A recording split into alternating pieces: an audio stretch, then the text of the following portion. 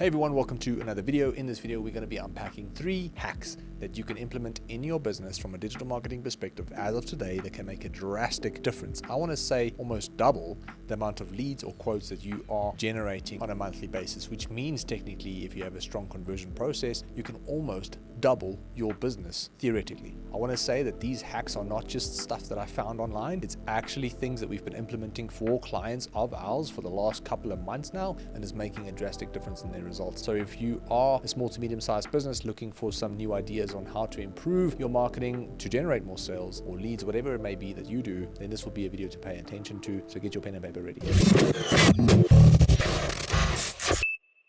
So before we start, I just want to say if this is your first video that you see of me, I want to say thank you so much for clicking on this video and thanks very much for the attention. I won't take it for granted. I'm going to try my best to deliver as much value as possible. If you have watched any of my previous videos and you found some value in it and you want to essentially get notified about future updates, then I want to encourage you to like and subscribe for more content like this. Right, so without any further ado, let's just dive straight in, shall we? Okay, so the first hack that we've seen that can make a drastic difference is something that you do on the advertising side, paid advertising side specifically. So this will be on the meta ad front specifically. So if you're running Facebook ads right now, or even TikTok ads, if you're running Facebook, Instagram, which falls under the meta umbrella, then this is specifically for you because it's going to drastically lower the cost per lead and it's going to help you increase the amount of quotes that you could potentially send or bookings for your local business or even sales if you are an online store. And that is starting to implement the power of authentic video content. Now, when I say video, I think a lot of you might say, yo, Jandre, I've been hearing the word video marketing for the last 5 to 8 years, and that's nothing new. But what I'm referring to is specifically short format content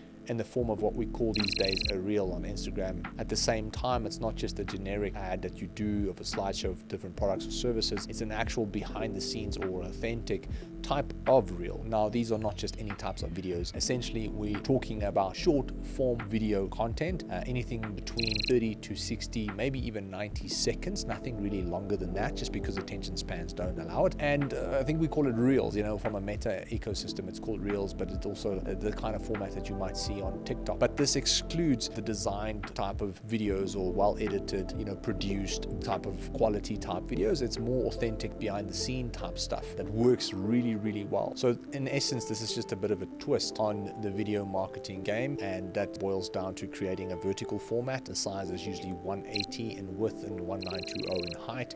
This is the perfect size for an Instagram story, technically a Facebook reel story, etc., and a TikTok.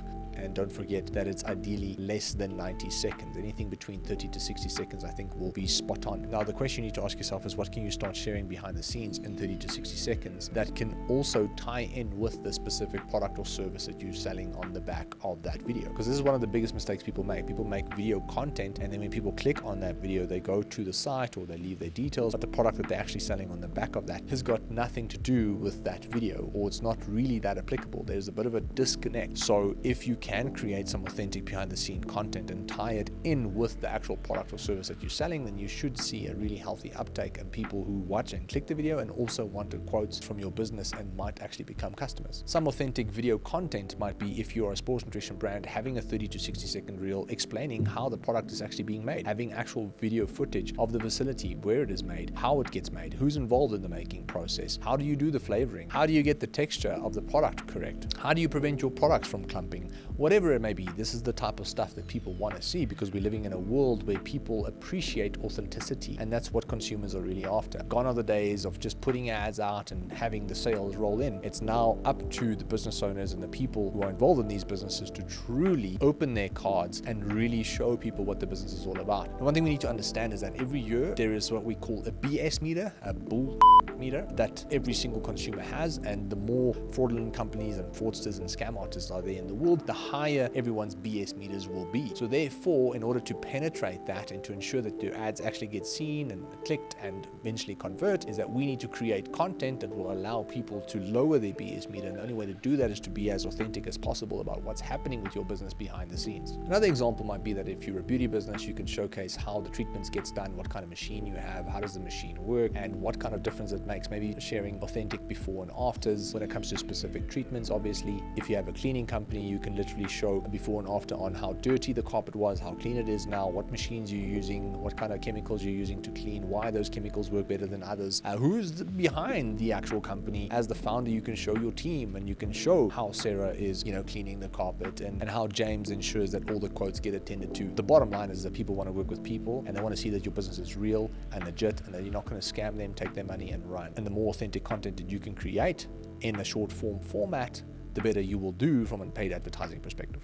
Right, so hack number 2 is what we call automations. Now, it's not just any type of automation, it's specifically the back-end sales process automations. And the reason that's so important is because we need to keep in mind, first of all, we need to create demand and attention and intention under our target market. So we will be running ads, and hopefully you are running ads in order to do that for you. With authentic content, you will most likely have a lower CPM and a lower CPA in order to get that lead to acquire about your business. But once you have that, you need to automate as much as possible in order to streamline the business processes for yourself, and ideally to be as effective as possible as well. So what that entails is the moment someone inquired through your website or a lead form, is that you automate the communication process, which means you can send them an email to talk more about a business, or send them a WhatsApp in order to prompt a specific qualifying question or two, and at the same time adding them to your CRM, which is basically just a fancy word for a sales tracking tool, which will allow you to squeeze out more juice out of all the leads that you're actually generating. Because this is one of the biggest mistakes that we see people make, is that they run ads on Facebook, they get leads, but they don't really know, they don't have a system in place on how to squeeze out all the juice from the leads that they've actually generated. And most of the time, business owners would say, Facebook's not working because all my leads are crappy. I've emailed someone, I've phoned someone, I've messaged them, and they didn't reply. But the reality is, it's a numbers game,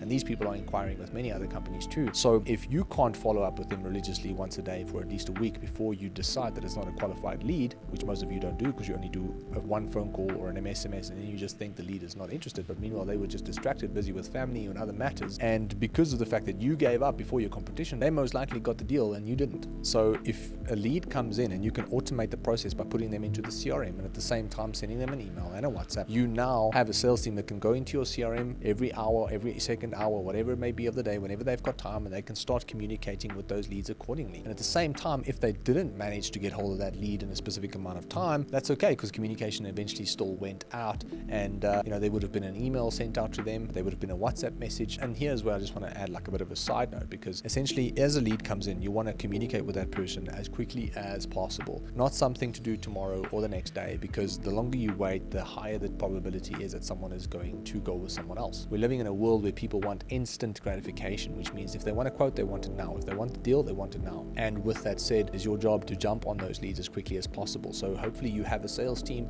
or you quite an efficient as a business owner to communicate with those leads. But if you didn't have the time, or your sales team didn't have the capacity to handle an influx of demand of leads that might come in, then you can automate a lot of the communication with email, WhatsApps, and SMS marketing. Now, 2 tools that you want to look into that can help you streamline the automation process. One is Zapier, that's spelled Zapier.com. That will allow you to connect specific tools with other tools and communicate communication between the two. So for example, you can connect your Facebook lead form ads with your CRM, and at the same time with your email tool to send them a specific communication around the service that they've inquired about, or even a WhatsApp with a couple of qualifying questions that they can reply to, and if they do, you're ready to respond or pass it on to your sales team for that matter. So hack number 1 really solves the grabbing attention at the lowest cost and generating leads at the lowest cost. Hack number 2 will allow you to streamline your sales processes a little bit better in order to ensure that you effectively communicate with that person on the other side. And that brings us to hack number 3, which is really doubling down on your marketing and business data. What I mean by that is just tracking things accordingly so that you can identify what's working within your business and what is not. What marketing strategy is generating good quality leads and which ones are not? Which marketing strategy is generating leads at the best cost and which ones are not? Where should you be spending your time, your energy, and your money in order to double the growth of your business? That can't be done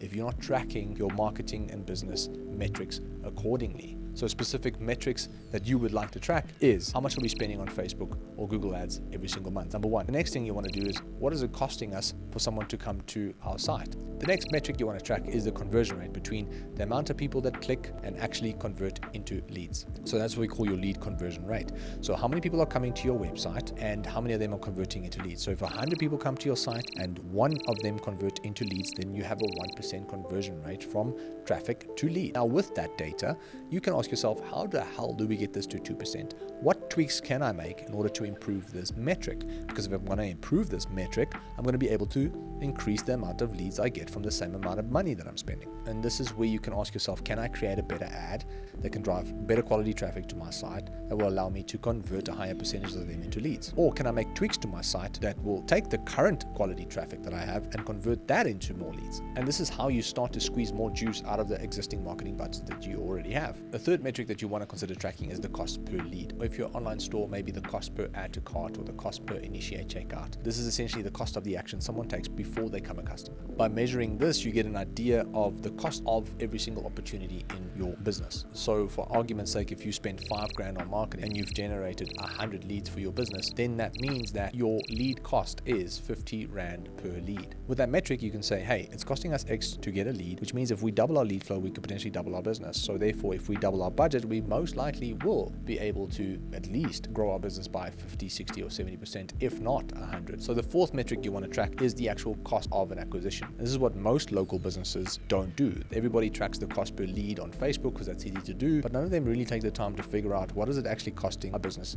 to get a brand new customer and whether that's actually profitable or not. But we're going to get to that in a second. So if you're generating leads at $50 a lead and 1 out of every 10 leads convert, then it means that every new customer costs you 500 Rand. So for the 5,000 Rand that you spent, you brought in 10 new customers, that 500 Rand a pop. Now you can ask yourself, hey, how do we double our business? Again, let's double our budget, because if we do that and we keep our cost per acquisition the same, then essentially we will have 20 new customers next month. And if the cost of service or the actual cost of the sale is profitable for your business, then you will potentially make double the profit next month at the end of the day. So if the cost per service or cost per sale is actually profitable, then it means that if you double your budget, you can potentially double the amount of profit that you make next month as well. But the reason most people don't double their budgets is because they don't have the data to back up their calculated risks that they have to take. So for example, our own division, VA Capital, bought into an e-commerce store last year, June. We started with 10 grand a month in revenue. We're now doing close to 800, maybe even 900K this month. This is now 11 months into our journey. The only reason we've been able to get there is because we track every single metric possible. And we saw if we spend 10 grand on marketing, we get about 30, 40 grand's worth of sales. And all we did was we took our profit, reinvested it into ads, and that's how we kept scaling business. And as we grew, we started optimizing certain processes of this business, from our conversion rate to our abandoned cart rate to bringing more people back every single month to increase our repeat customer rate, which also forms part of the LTV, which is the lifetime value of each client. To date, we're spending over 120,000 Rand a month on marketing, and that's 8 months into the journey. But the only reason we're able to do that is because we can see the data is telling us that if we spend more money, we're actually going to make more profit. And the reason we're comfortable to spend 120 to 150,000 Rand a month on marketing is because we trust the data. It is now a calculated risk. It's now not just some random person telling me to spend 100K on marketing and hope for the best. In fact, I don't have to hope for the best, because there's a high likelihood that if I increase the ad spend, that we're going to get more sales, because the data proves that to me. So as a business owner, I can now increase my marketing budget with a lot less stress and anxiety, because the only reason you have stress and anxiety is because you're unsure whether that marketing budget is actually going to translate into more growth. It's like me saying, hey, I can guarantee you if you give me $100, I'm going to give you 200 Rand back. Is that a good deal to you? Of course. If you trusted me and you knew that I'm going to give you 200 Rand back and it's an absolute guarantee, why would you not give me $100? Now that's essentially what data helps you do. Data takes away the guessing and allows you to make decisions that are objective and has a very high likelihood of paying off. So that allows you as a business owner to take calculated risks while growing your business. And that brings me to the fifth metric, which is what we call your ROAS. So ROAS is return on ad spend. And this is where you want to measure the amount of revenue that you get back from the money that you're spending on your marketing. So if you're spending 5 grand a month on marketing and you got 50 leads, and out of those 50 leads, 5 people closed, that's 1,000 Rand hypothetically per new client. But if you're selling a 10 grand or a 5 grand service, then it means that if I got 5 clients, I got 25 grand back. So that's a 5x return in revenue on the money that I spent. Now you can see, what am I putting in, what am I getting out, and this will further allow you to make more calculated decisions when it comes to growing your business. If you have an online store, then you're probably very familiar with ROAS. It's a really cool metric to better understand what you're putting in and what you're getting out. But that is not the final metric, and this is the most important metric, because remember, ROAS is revenue back on ad spend, but that doesn't mean that you're making profit. A lot of people might have a 3x ROAS, which means for every 1,000 Rand they spend, they make 3,000 Rand back, but that doesn't mean that you made 2 grand profit, because you still have to take into account the cost of goods and the cost of a service if you're obviously a service provider. So with that said, the last metric is what's most important. important, and that is what we call POAS. That is POAS, which is profit on ad spend. So I'm just sharing my screen with you guys. So last month we can see that we made 743,000 rands worth of sales. This is last month, as you can see there. We made 270,000 rand profit before tax. Marketing, we spent 120k, so you can see that I'm not lying. Our cost of goods were 235,000 rand. And if you zoom into the marketing metric here, you can see we've got POAS, and that is our profit on ad spend. Well, ROAS was 6.24. So for every rand we spent, we got 6 rand back, basically. So if we spend 100,000 rand, we got 600,000 rand back. As you can see from our marketing side of things, we spent 120k, so we got basically 743,000 rand back. But the reality is, what our profit on ad spend is what's most important, because that ideally shows us if we spend a rand, we get 2.4 rand profit back. Now, profit is what we want. Because remember, revenue doesn't always cover the bill. Profit is what allows you to pay for marketing. Profit is what allows you to pay staff members. And profit is basically what allows you to further grow the business, because you can spend more on marketing or you can hire more people. So that is essentially what you want, profit. Ideally, what you want is a metric that can indicate the profitability on your marketing, and that's what POAS is all about. Because now we know if we had to put 240,000 rand into marketing times 2.4, we can make 576,000 rand profit. But the reality is, there might be some diminishing returns, so we're not just going to double the budget. What we are going to do is this month we're going to spend 150k and then see how it goes. Next month, if it goes well, we'll spend 180. We'll see how it goes. And then we're just going to keep increasing the marketing budget because we're making more profit. Why wouldn't you do that? That's how big businesses get to be big businesses. That we always think small. We think I need to keep spending my 10k a month. I made 100k back, let me keep spending 10k. I made 50k profit, but let me continue spending 10k. We don't think I made 50k profit, let me spend 15k. Oh, now I made 80k profit, let me make it 20k. Oh, I made 120k profit, let me make it 30k or 40k. For some reason, we don't think about these things because we don't have the data to justify these actions. That is why the last hack is truly understanding your data. Because now you've got 3 hacks. One hack that will allow you to lower the cost per lead, another hack to ensure that you actually convert more leads into sales, and the final hack will allow you to better understand your business so you can actually invest in growing further. Now, with that said, those are the 3 hacks that I wanted to share with you guys today. Now, if there was any value in this video, I want to encourage you to like and subscribe to be notified about more content like this. Have a great rest of your day. Cheers.